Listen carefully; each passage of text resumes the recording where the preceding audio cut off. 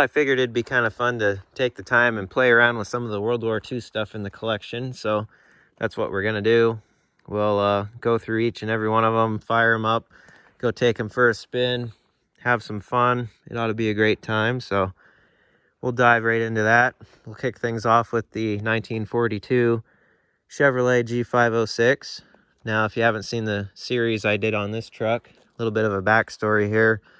This truck was absolutely forgotten, left abandoned in the woods, absolutely stripped clean of most everything. Pretty much just a frame with, you know, the cab and front clip on it.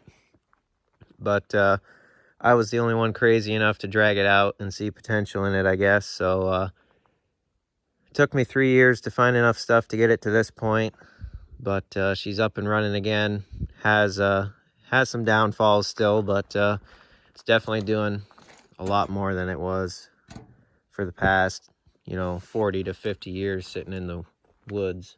So we'll have some fun. We'll climb in it, fire it up, and go take her for a drive.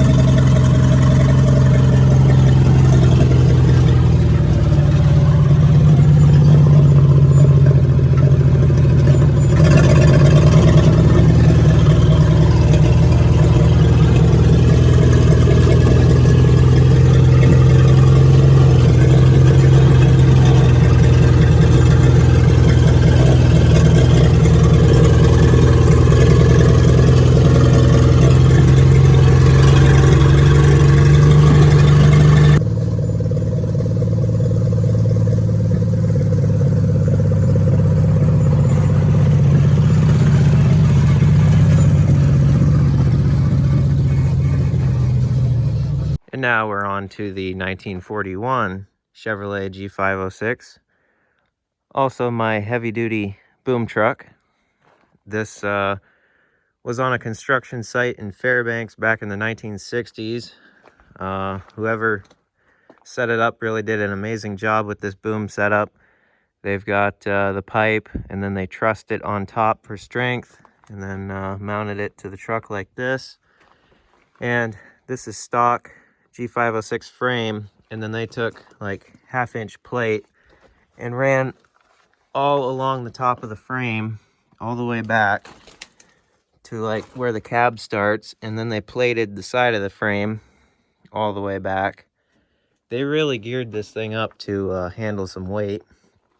And then they had a torch set there for hopping out, cutting stuff, picking it up, whatever, you name it. And you can see they took the door off for ease of in and out. And really love their framework back here, mounted with some giant all-thread bolts.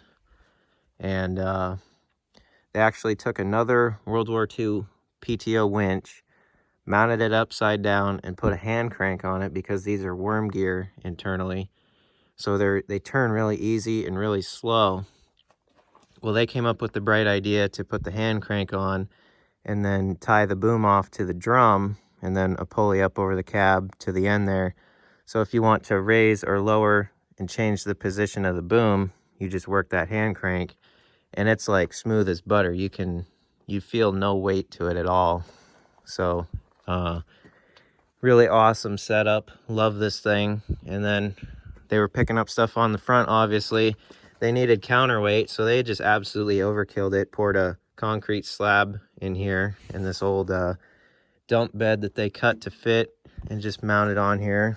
They actually cut it out for the wheels to fit, because these are oversized tires compared to stock G506 trucks.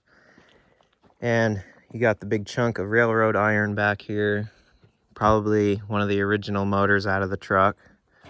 Some spare wheels, all that good stuff. But she's quite the unit, and definitely still handy to this day. I use it all the time when I need to move something heavy and the little boom truck won't handle it. So glad to have it in the fleet. It's definitely one of a kind. So we'll hop in her, take it for a spin, and then on to the next one.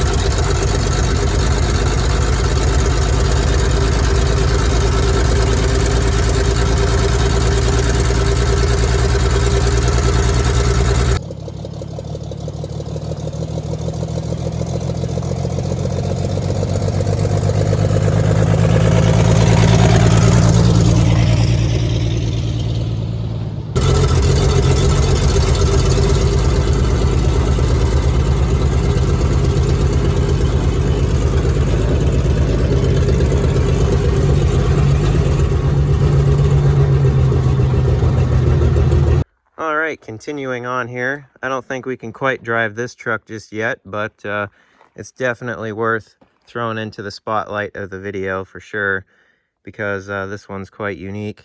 Now, this is a 1944 Chevrolet G506. I originally got this truck for parts to build that 42 and get it up and going. But once I got this one, I couldn't bring myself to take anything from it. So it's kind of just been hanging out here. I don't really do many videos on it because, you know, it just sits here and, you know, looks amazing. But I've added a hood to it. I found a hood and a few other things. I'm kind of making a pile over there. But this one might be up and going here at some point in the future. Just keep finding stuff and collecting for it.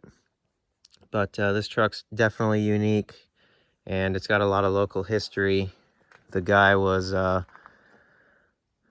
really known for having just, you know, a yard full of junk, and he could take whatever was laying on the ground and build something out of it and make something useful. And this is a prime example of that, and a prime example of original Alaskan ingenuity. So starting up here, the GM World War II steering boxes were known for breaking off at the casting. They either cracked open on this part, or they would break off where they bolt to the frame, which this one did. So the solution for that was the guy literally relocated the steering box to the top of the frame, welded it to the frame, and then he was like, oh, I need some more support. So he bent a couple bolts and welded them there. And then you gotta love the custom drag link with, you know, a smaller end than the original military end, and then, you know, just weld them together, add some support there. But you know, that's comical in itself. And then moving on to the door graffiti here, you've got "Girl Wanted Now" with some flames above it. You've got to love the creativity in this. It's definitely one of a kind. So everything about this truck is military except the cab, and how you can tell is Chevrolet, on the military stuff, they did not put the fuel tank in the cab. They mounted them in the frame back there. And so you've got the tank inside, and then this one does have a fold-out windshield, but the military ones had the brackets on the inside to latch them open, where this one has the hand crank there. So everything about this truck is still military, you know, besides the mods and the cab. So my theory was this truck was a rollover or something, and the dude just pieced it back together with what he could find. So moving on to his homemade wrecker or skidder setup here. He's got the original 4-speed GM military transmission with a PTO on it that goes to an old 3-speed transmission. And then you've got to love this homemade bracketry here. I mean, it's just quality. And then he made his own PTO shaft that went to, you know, Babbitt bearing sawmill parts, and, you know, whatever else he could find, which it ended up breaking there, as you can see. And then another U-joint, just welded into an enclosed driveline GM rear axle, and then he cut that open and welded a drum to it, and made his own winch. And you've got a handbrake here. You can actually brake the axle as if it was in a car and stop the winch. And then just the amount of custom work here, mounted on some big old connecting rods. And then you've got rod caps spaced with chunks of pipe and whatever else to mount the boom. And then you've got Caterpillar track parts there to mount that secondary drum. And then a tooth from an equipment bucket. You really just don't see anything like this anymore. I mean, it's wild, it's sketchy, and it's just perfect. A great example of build what you can and get something done. And that's exactly what this is.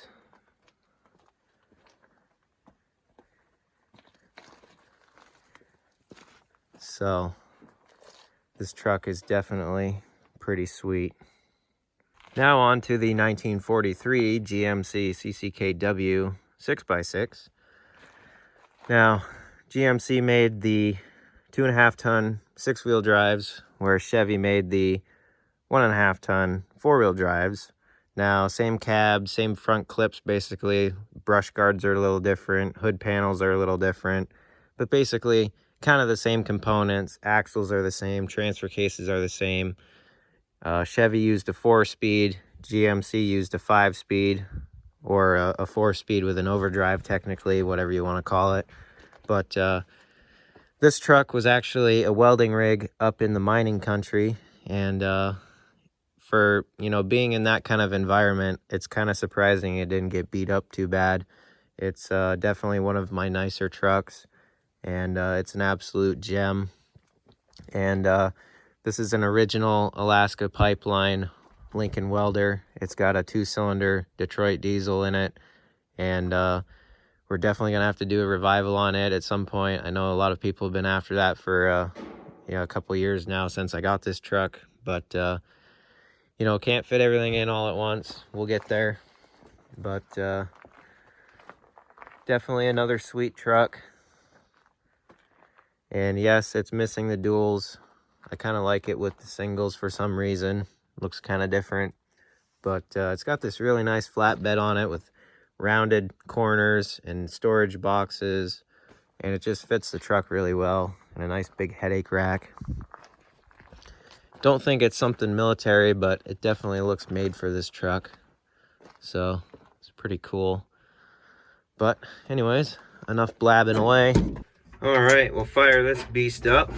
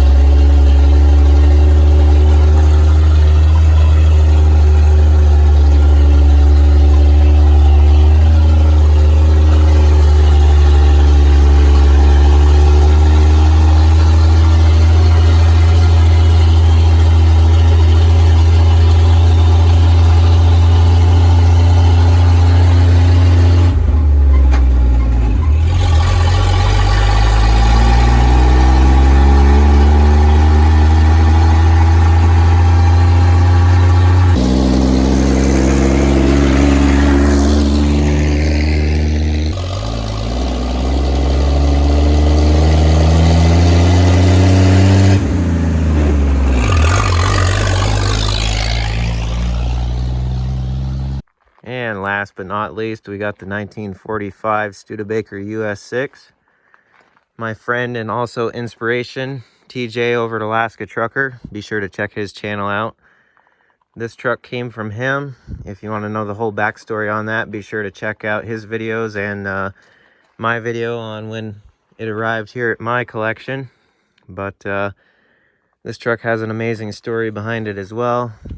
Long story short, it was left abandoned out at a remote airstrip.